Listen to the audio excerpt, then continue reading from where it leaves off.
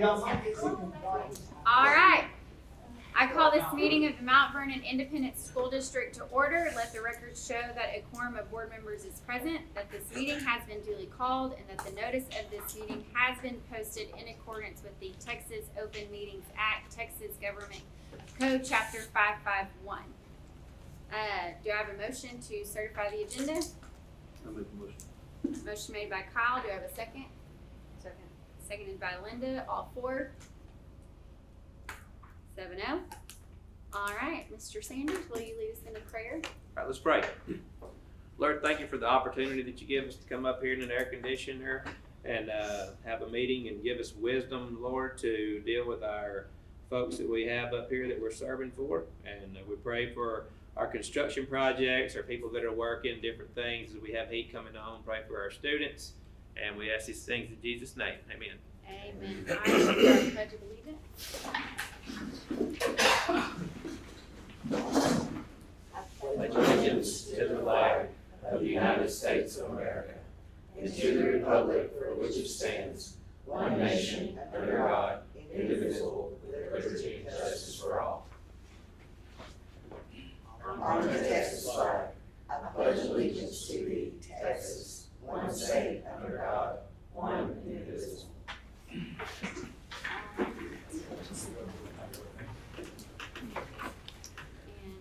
Dr. McCullough, do you have information item A or end of Yes, year ma'am. enrollment? Yes, ma'am. Our end of year enrollment ended up at 1551. That was up a total of 4 from how we ended last year. And then our campus department updates. We don't have campus updates at this time. Okay. And then moving on to C, begin first year of 5-year contract with Claims Administrative Services. Yes, this is, if you see your attachment in the board book, this is the information I'll just let you know. Craig and I discussed this. We were currently in a 5-year plan, going into year 3 of a 5-year plan with Claims Administrative Services, which is our workers' compensation group, at a price of $17,640.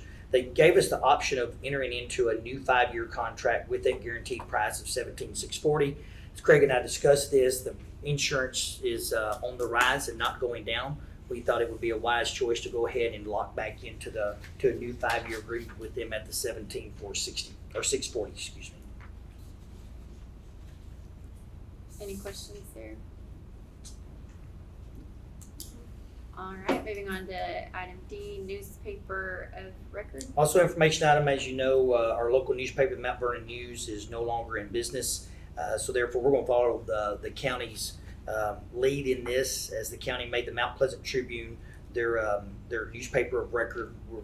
We are making that change as a district as well, and that's where we will post any items that we're required to post for the record. Will be the Mount Pleasant Daily Tribune. And information item E, public notice to move July's board meeting from Monday, July 8th to Thursday, July 11th. Yes, with July the 4th being on a Thursday, our current work calendar shows that we're off. The business office is closed, or the admin office is closed Wednesday and Thursday, the 3rd and 4th. Of course, it's closed on Friday the 5th, which only gave 2 working days for the business office to get end of month things taken care of. With your blessing, we're moving that board meeting to Thursday, July the 11th instead of Monday, July the 8th, to give our business office a little bit more time to prepare for the meeting. And then item F, construction update. Yes, we do have Hellas Construction here. We've got Drew to be able to share with you some information in regard to where we stand currently. Sure. So update for Hellas. We moved forward as we decided last meeting with disassembling the bleachers, the structure of the bleachers. That finished up today.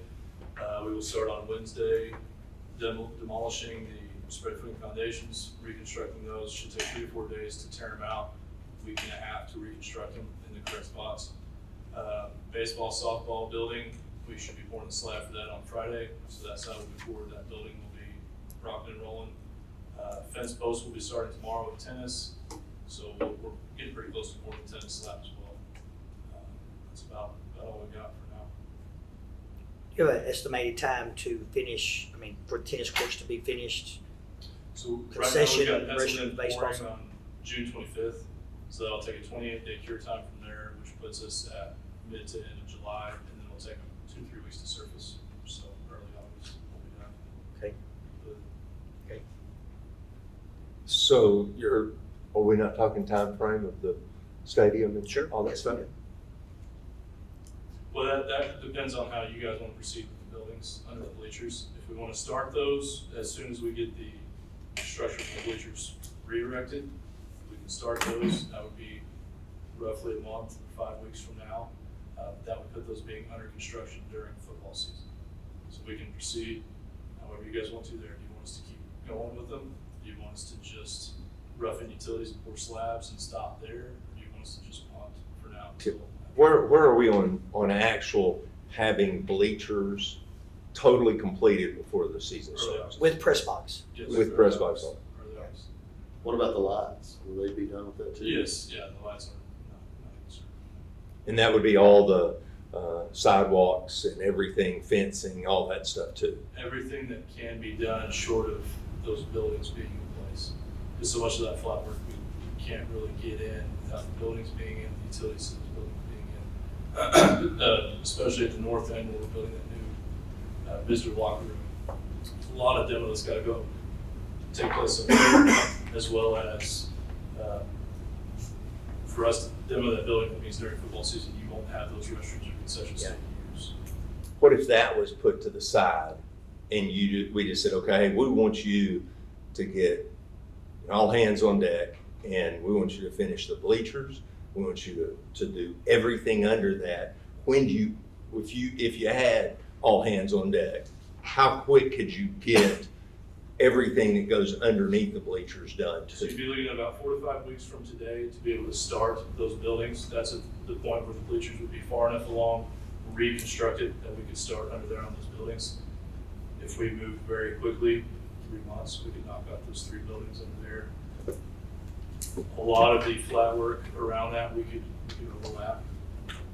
Once we get the block stood on those slabs, a lot of that flat work and fence and all the fancy stuff that goes around those buildings could be taking place as we finish those buildings. Which would put us toward the end of October, early November, which would be end of football season. Or end of regular season. So, I'm trying to get my timeline straight here. Where were we supposed to be right now? Right now, we would be starting the construction of the buildings under the bleachers. The slabs would be poured. We would be probably just about finished with demolishing that existing concession stand at the north, starting on roughing utilities there and pouring that slab. So So- that would have, sorry, go on. Mayor. I want to hear your question. Well, no, I feel like we're tracking the same. So if y'all should have been starting that, it would have been end of September. Is that when y'all were looking for full completion then? We were shooting to have the 3 buildings under the bleachers done before starting football season. The visitor locker room probably would have drug out about a month after that, and we were putting the baseball building at that point on the back burner to knock out the football buildings first. Obviously, the way things went down, we started on baseball, softball pretty much immediately. So what, I mean, if we said hypothetically, this is what we're trying to do, and we want to get stadium, stuff underneath the stadium done as quick as we can. And what does that look like to y'all? Does that look like how many hours a day, how many days a week? You're looking at 12 hours a day, 6 to 7 days a week.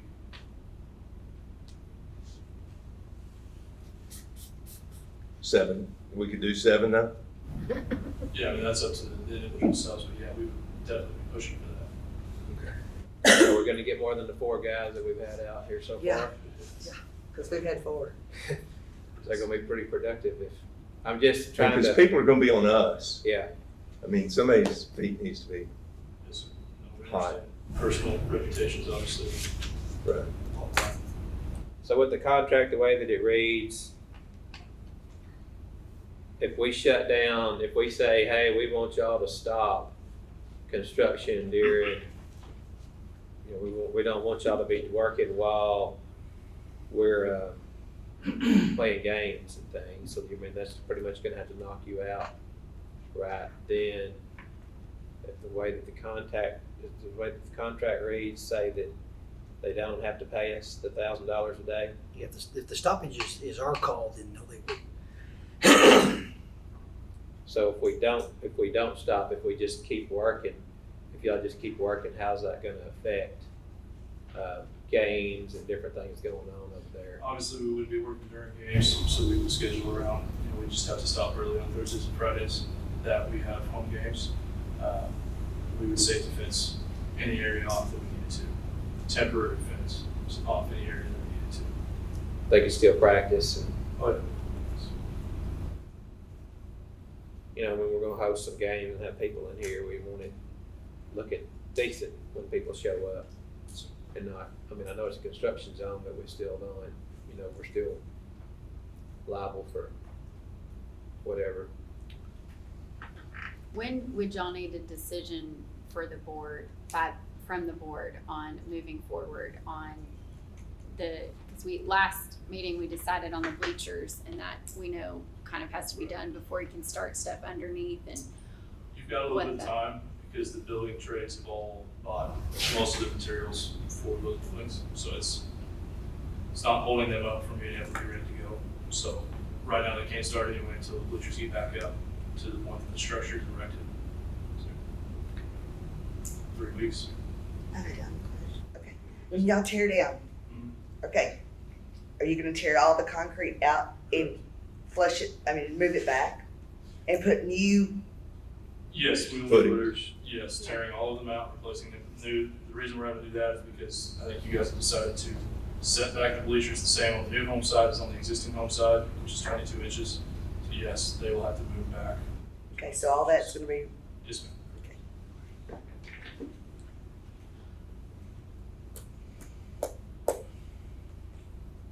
Are there any further questions? 3 weeks, so we have 3 weeks. The next meeting's in 4.5. Is that right? Until July. Basically 4 weeks. 4 weeks. Another week is not really gonna make much difference.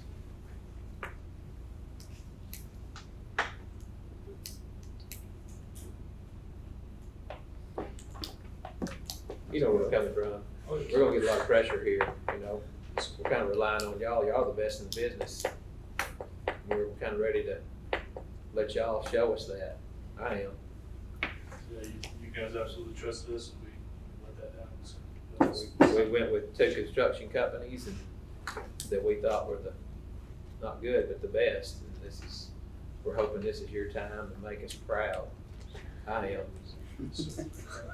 I'd like for you to say, man, we're gonna work, 5 crews, 24 hours a day, and we'll have this done in that first, by the 1st of August. Yep.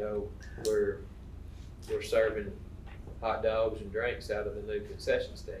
But I understand it's hard to get help and stuff, but that's what I would like to see. we'll push as hard as we can. We're talking about basically to build those buildings. So what would keep us from doing that though?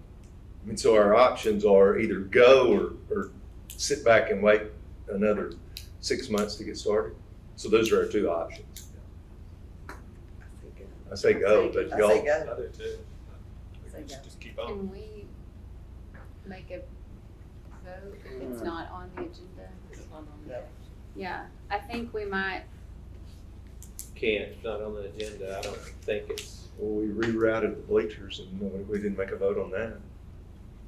I'm with Aaron on 5 crews, 24 hours. they're the best in the business. That's right. Ellis Construction, y'all can do it. It's gonna take more than those 4 guys out there.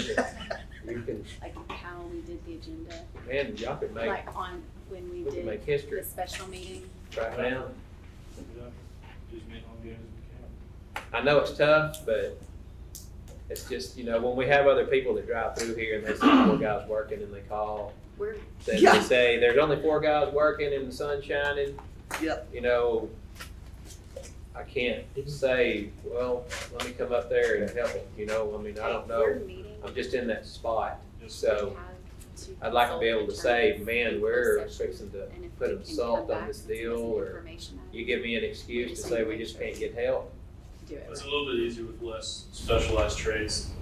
We went round and round and round with the bleacher subcontractor on the bleachers because of that. Mhm. It was, if you can't get more guys than I'm gonna supplement you with a subcontractor, and it was okay, then we're gonna walk. It was okay, well then I'll supplement you with Hellas guys. Okay, then we're gonna walk. They were concerned about safety, they were concerned about getting another subcontractor out there that wasn't Southern Bleacher that would show them up. And so it was turned into a standoff. We're willing to do whatever we can do to supplement you, and they're saying, no, then we're gonna walk, because we don't want anybody else out here, puts our guys at risk, affects us liability wise, insurance wise. So it'll go a lot smoother now that it's not raining every single day. The building trades where safety's not as big of an issue, it'll be a lot easier to man up and get multiple crews on site and trades that are ready to work longer hours than the bleacher guy that was out there, couldn't get a second crew, wouldn't commit to a second crew, and wouldn't be okay with us getting anybody else out there. So we were making the push to get absolutely as far as we could possibly get down around the rain after graduation, and with him threatening to walk and say, if you're gonna supplement me, then I don't need to be here, you guys can do it. It was, we didn't want to walk. Okay. So that's good information. I didn't know that, because I'm wondering why, but now I know why. Not everybody is accommodating. Will this slow down the completion of softball and baseball concession stands, bathrooms, that stuff, by putting No, they'll be ahead. It'll be different trades working on Okay. different buildings. So yeah, they're itching to keep going on the Okay. baseball. So are the, are the crews working on baseball, softball buildings, will they be the same crews working on the, Yes. so if it were to work, it could be they finish that coming right across the street without delay? That's exactly how. Okay. it works.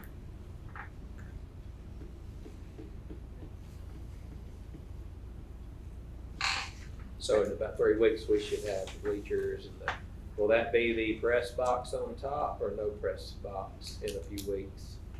By football season? Yes, press box. Okay. No, 3 weeks was when they were saying a decision, but when's the completion of stands and press box? Not 3 weeks. Prior to football season, yes, not 3 weeks. Yes, I wanted to. Early August. So understood, right, 3 weeks was when you were talking about laying new footings and concrete and starting that process, right? Is that? No, sooner than that. We will start demoing Wednesday, those foundations. That'll take 3 to 4 days. About a week and a half, those new foundations should be finished. Okay. At that point, they'll start erecting. Tomorrow's Wednesday, this Wednesday, correct? Yes, ma'am, correct. Why not tomorrow? That was a call I had about 2 hours ago, so asking for more. Okay. I don't see us having any advantage of telling them to stop. Because, I just say get after it. I mean, we filled up our end. I mean, we had the Yes, sir. $400 and something $1,000 difference, and we did our part. And let's just Somebody let's roll. help those poor guys. I don't know if that is, but again, I don't know if that's necessarily a board vote necessarily. It's just, they're in the process of working and moving forward. Glad they understand the will of the board. yeah. It's easier for us to sun Okay. shine and it's not raining, Yep. so let's go. Yep. Don't say that too loud. Yeah. This is Texas, could change tomorrow. Could rain again. Anything else for Hellas? Any further questions? Okay. Judy, thank you. Appreciate You it. guys. Thank you very much.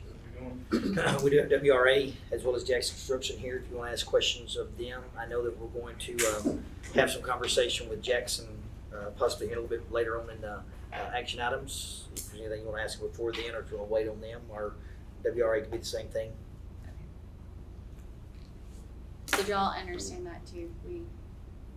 There's an action item. Will you clarify that? Sure. again? So there's the action item number 9 about the guaranteed maximum price that Jackson is ready to present to us tonight in regard to all things dealing with Proposition 8. Of course, WRA is a part of that as the architect in drawing those plans. So they'll be here to answer questions, anything related to that. So if you want to wait in regard to construction update with them, you can wait till then at that time unless you have something you want to ask. Is that Let's okay? wait for Anything that. you wanna, any update you wanna give to us before that conversation takes place or anything? Man, okay, all right, very good. All right, so we'll move to information item G, storm shelter third-party review proposal. Sorry, yes, excuse me. So, information item as well, as a part of this plan, as you know, the Fine Arts Building will be this designated storm shelter as required by, I guess, construction code. Saying right? That has been drawn into the plans by WRA. Jackson will move forward with that. As a part of that, has to have a third-party reviewer of that. We received just 3 bids, 4 bids. Three Three total. bid. Yeah. And so the low bid, the bid also recommended from WRA is for KFC. That cost is at $8,000. And so we have signed on with them to do the third-party review of that. Thank you. Do we have anyone signed up for? No, ma'am. Nobody for open forum. All right, now it's time to consider approval of the consent agenda. Do I have a motion for the consent agenda? I'll make the motion. Do you have a second? Aaron, all 4? 7-0. All right, and then the agenda item number 5, the 2024-2025 preliminary budget overview. Mr. Craver's here. If I just not hand anything out and just talk, y'all would just take my word for it. You know, baby. Alright. I don't trust I'm visual. Yeah, no, you thanks, everybody. Yeah. I know.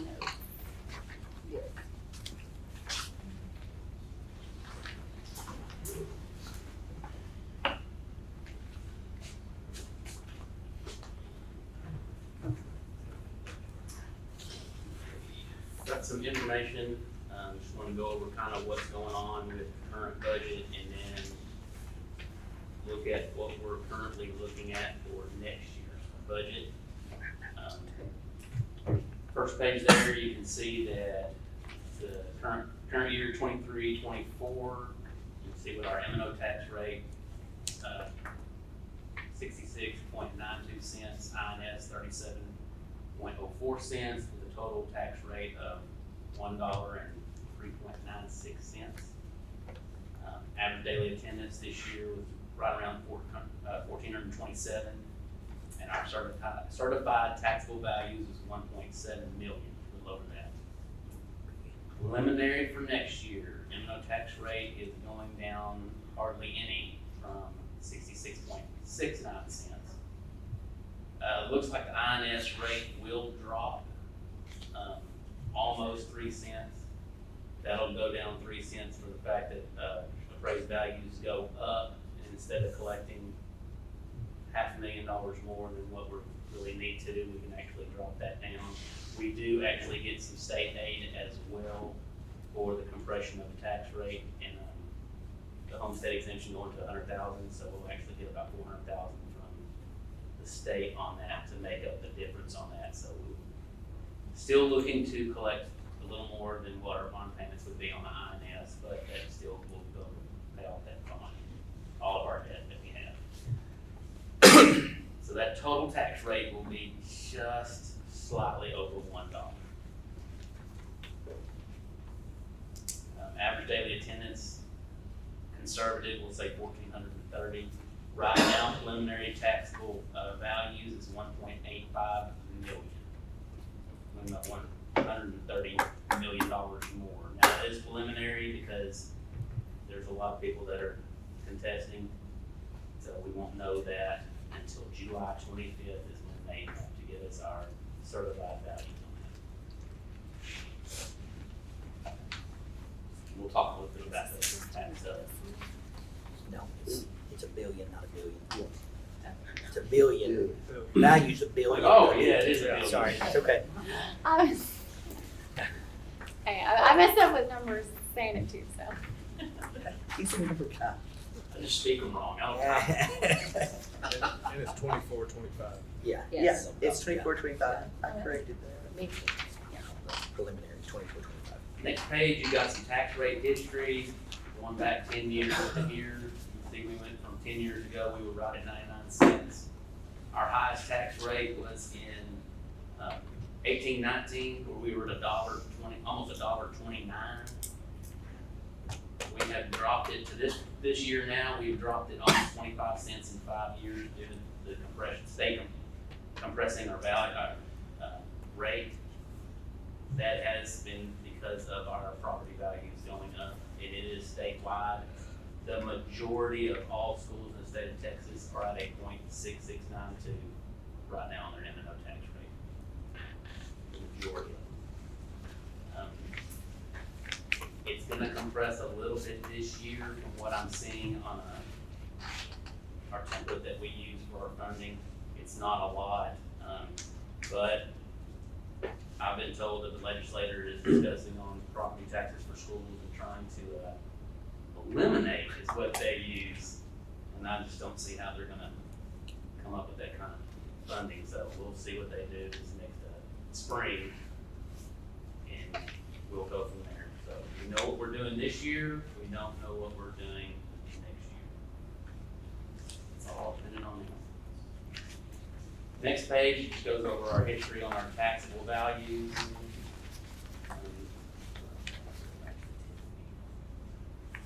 Taxable value and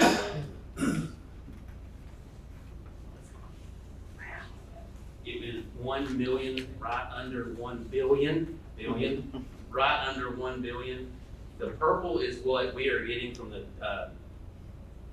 tax cradle, the Franklin County Cradle District, and is in the green.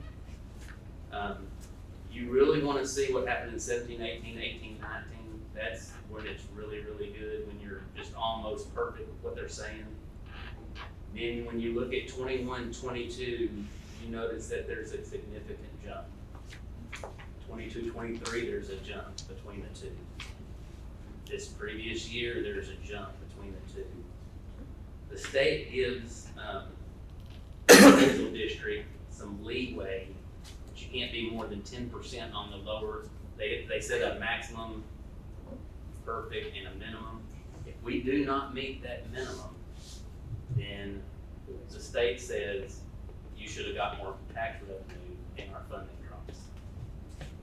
You can see that we're on the third year now, and this has caused us to lose about $241,000 in 21-22, a little over $900,000 last year, and right now we're looking at a possibility of about $72,000, which is not bad at all compared to what we've seen.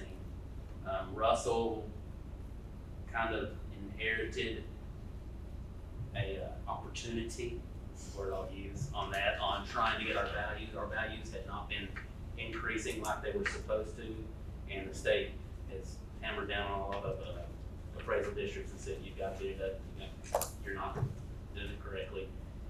This year, he's feeling very, very confident being within our margin of error. He really thinks that we're gonna be pretty close on that, so he's worked really hard on that, and I've been in constant contact with him, so that's been, keep a good relationship with the appraisal district to help me out on things like this. Next page, tax collection rate, gives you another history of that. As you can see, we're above 99% That's correct. every single year, so we're, actually had the tax attorney come in today and visit with me and everything. July kicks in, that's when they start collecting taxes, and it should ramp up pretty good on that. 39% penalty if you don't pay by July 1, so pretty hefty. We're looking to be above 99% this year.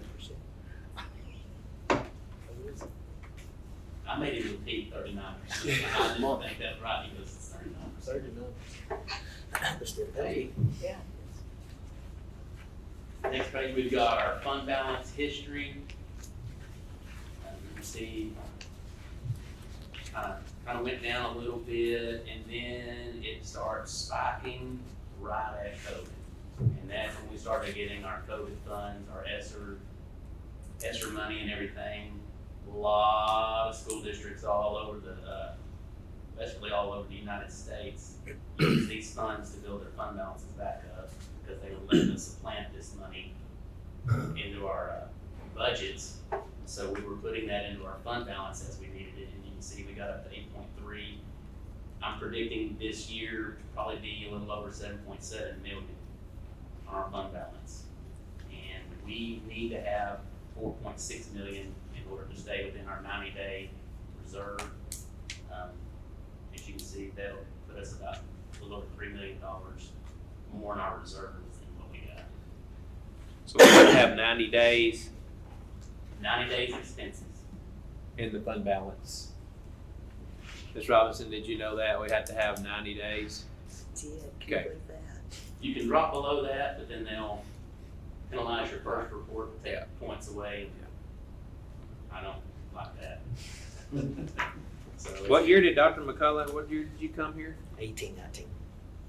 He said he's making other excuses on why this fund balance went up, but I was just gonna mess with you a little bit. Good business managers. Yep, that's right.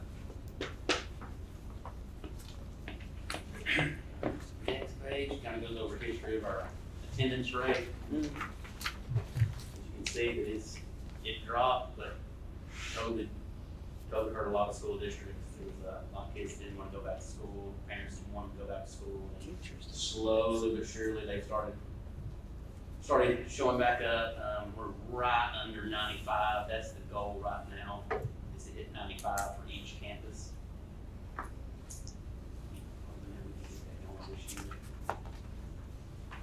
know that the campus principals and everything do everything they can to get them here. Next page goes over our enrollment and staff history. Staffing, that's 75% of our budget, so it's huge. You can see that our enrollment looked like we were about 1563. I can't remember what you said earlier. What the enrollment? 1551. Okay. And I'm predicting maybe 1570. I'm hoping that we get a little bit of an increase, but I like to stay conservative on things. I don't like to jump the gun on that. Staff FTE, you can see how the history of that goes. 2023, we increased. Paraprofessionals was our largest increase, and I think there were 7 new ones in 2023 out of the 11 new FTE, 7 of them. And then it just dropped that down, and then estimating it to go up a little bit more. Any questions so far? I was gonna ask, do you know, I'm just looking at our enrollment, do you look at the state patterns of enrollment? Cause it looks like we've just lost a lot of kids even before COVID. Do you have any numbers of comparison just for our I do know that, it seemed like because I was at Parks Bluff last year, Mount Pleasant seemed to have stayed the same, maybe a little bit of an increase, not much, but Parks Bluff was not what they thought it would be this year, and Chapel Hill was down. So those are two schools, or the schools in our, Are you talking about just from like previous year or? from previous years, yes. So I don't know anything statewide on that. Okay. I can look that though, I can find that information. I'm just curious where we are trending. Right. I can tell you from a presentation that the commissioner made at the service center back in the fall, is that demographers are saying that student enrollment is going to continue to decrease across the state because there are less kids being born. What he said. Isn't that right? Chandra, isn't that correct what he said? I mean, like like a significant amount. Well, I know, like I just saw, I talked to, bigger districts, I think Plano, don't quote me on that, but they're looking at like closing schools, like school closures because their enrollment.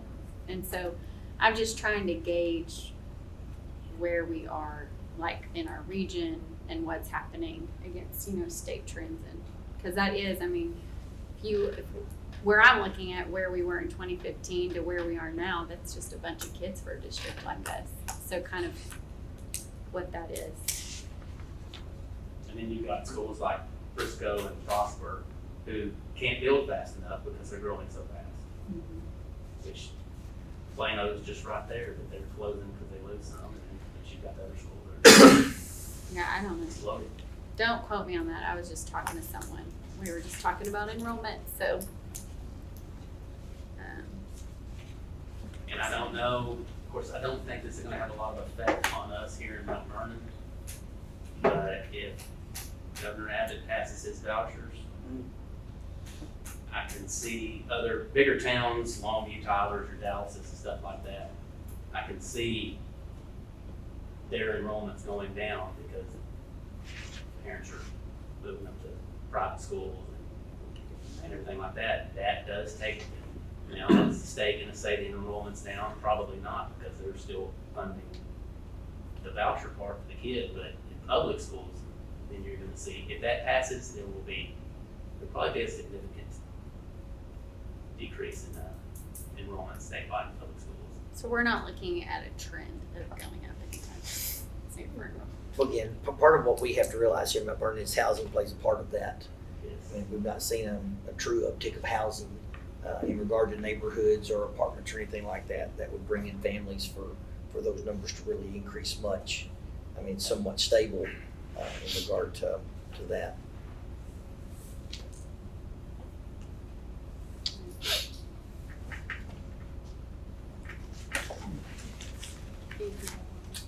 All right, last page.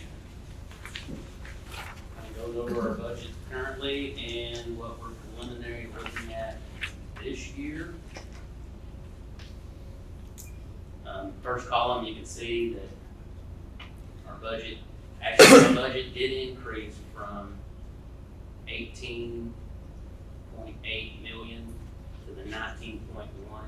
That is because we moved 224,000 out of fund balance into our budget, and that was the Christmas. We gave the checks at Christmas, extra checks at Christmas, and then when we did the security cameras, we had to move 125,000.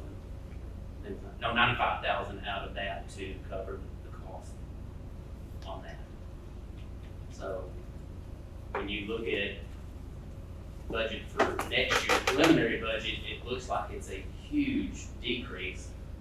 But when you take 224,000 out of fund balance, that makes it look better. Also, we've had 265,000 for vehicles and a bus, and we've now knocked out. We're leaving in a bus of 120,000, so that took a decrease on that as well. I'm trying to see the other significant decreases, and that would have been in the transportation. That's when you look at transportation being at 606, and now we're kind of looking at a 433. That was because of the. Okay, I have a question. You said y'all took some of your ESSER money and you put it in the general fund balance, right? Correct. Okay, and then out of the general fund balance, you paid their $500 bonus at Christmas, correct? So is that how you utilized your ESSER money, in a roundabout way? In a roundabout way, you could say, because actually the majorities of a lot of schools that weren't, they were building their fund balance and then were like, well, we're kind of here. They were using extra money as retention stipends. Mount Pleasant Whitman is giving another 1,000 in August to theirs. to theirs. It's their ESSER money. Right, we have no more ESSER money. Yes, we use So it. what happened to all of our ESSER money? The ESSER fund is over. No, it ends in August. Correct. Because that's how I was paid the last 3 years. Yes, at the and school so district? the ESSER funds were allocated, I can give that to you, Kathy. if you'd Okay, like to please see do. that, Yeah. I mean, I looked online and it's not specific. You know, it's very, like 600,000 to salaries. Well, what salaries? We maintained a bulk of the ESSER, we had ESSER 2 and ESSER 3, so we used a lot of that we used for continuity of services, and a bulk of that went into salaries, went into technology support through that, but a huge bulk of it. So how it's identified in our plan, and then versus how we specifically, so say we did K-3 salaries. Right. So it wasn't specific staff, we did it by grade levels or by grouping to maintain the budget. Okay, because I mean, so many school districts have used it, you know, as a retention. And we did use part of it for retention. Right, We did 2 different times. I've been doing my homework. Yes, yes, ma'am.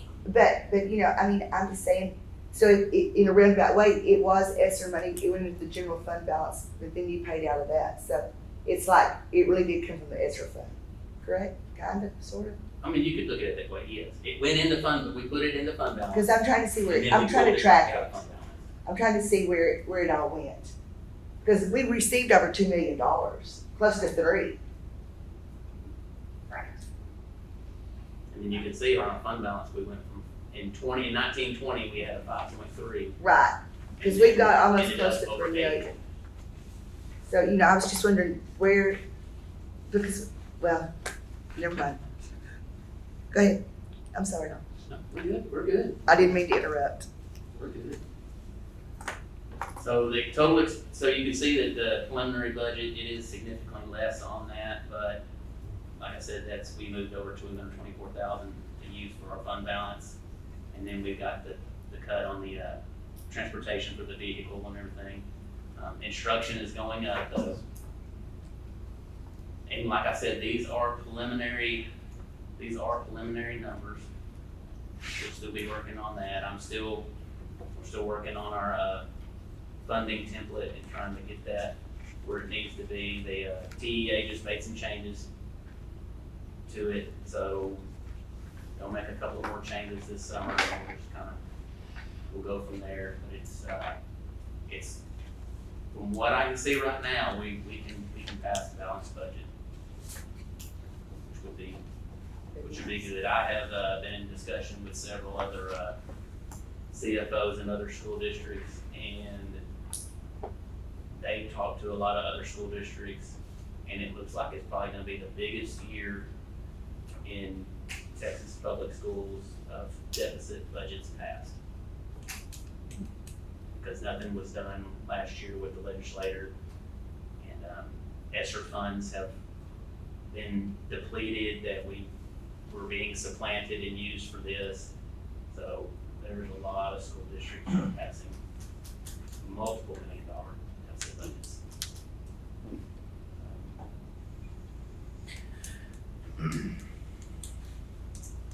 Good news.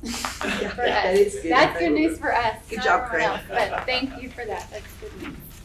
And on that INS tax rate, that's one, M&O is probably gonna stay the same. The INS is gonna be one that I won't know until July 25th on what that's gonna be when we get our certified taxable values and submit those to TEA, and then they kind of dictate where we go from there. So it could be possible we could drop below $1, which I think that'd be pretty significant, and pretty significant tax rate last year to pass 23 cent increase in INS, and then we only paid 2 cents more than the previous year. That's pretty good. Pretty good. What was it supposed to be with the bond? Do you remember what we were projecting with the bond when we first Is that what you were proposed? saying, it was a projected 23 cents increase with the 23 bond? cents with the, I think it was gonna be like $1.18 or yes. $1.21. It was already $1.21. 16 cents, and we're gonna add So we 23. were talking about we thought it was gonna be like a 3-cent compression, and so it was, 21. Yes. So it ended up being 2 cents, right? 2 cents more? Overall, 2 cents, That's because amazing. the M&O from the previous year went from 0.85, it went from 85 cents down to almost 67 cents. So that compression right there almost ate up the added INS. There's another bond that rolls off in, what, 29? That's right. Yes. Yeah, they'll be paid for, so. And if values did keep going up, then the INS will just kind of keep going down a little bit more, a little bit more. One will be paid off by the time that this building, new building is complete, shortly thereafter. That'd be nice. Yeah. And this is preliminary. Can you remind, when do we do the formal budget? Is that August? August. And I'll have a whole lot better numbers. I really can't do anything really can't give you any kind of concrete stuff until after July 25th. That's when the certified values come in, everybody's done with their appeals and everything, so we have to wait till then.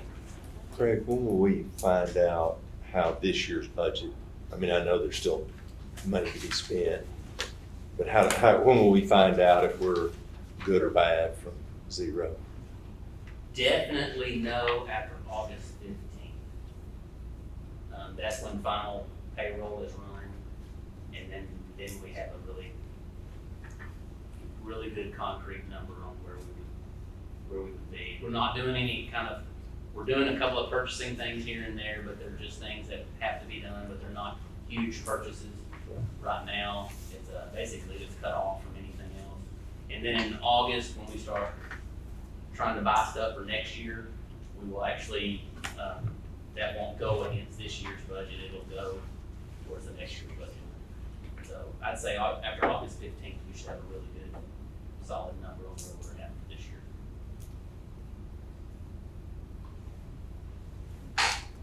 Any more questions?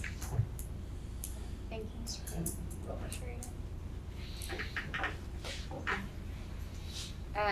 We are actually now going to move number 6 down and go ahead and convene into closed session for personnel matters pursuant to Texas Government Code Section 551.074 and 551.129, 551.071 attorney consultation, and the time is 6:02 p.m.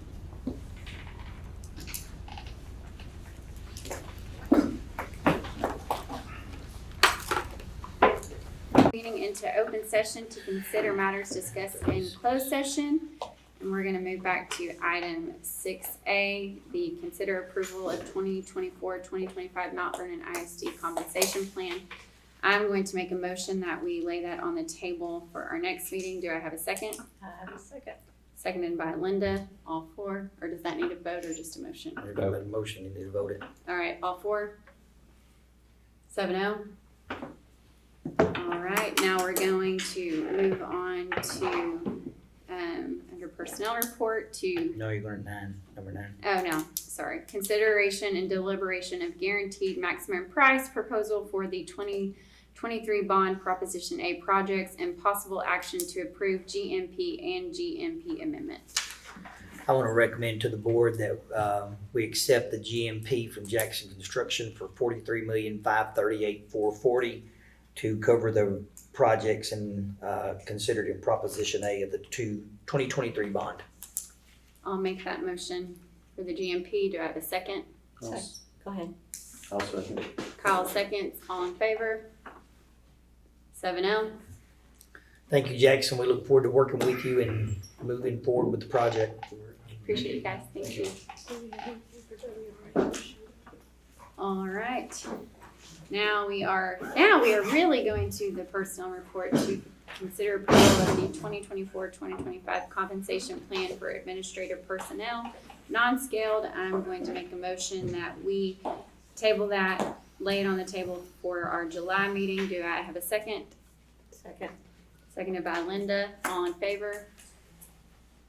7-0. All right. Do we have acknowledgement of professional contracts? Yes, we do. We have new hires since the last board meeting. Adam Gogans, Jordan Adams, Kayla Gentry, Kelly Howard, Nikita Fredia, Spring Parnell, Leslie Loanzan, and Lisa Turner. Any resignations? Yes, ma'am. We have Amanda Goriaga, Bailey Daniels, and Michael Schaefer. This meeting is adjourned at 9:38 p.m. Who is the bidder?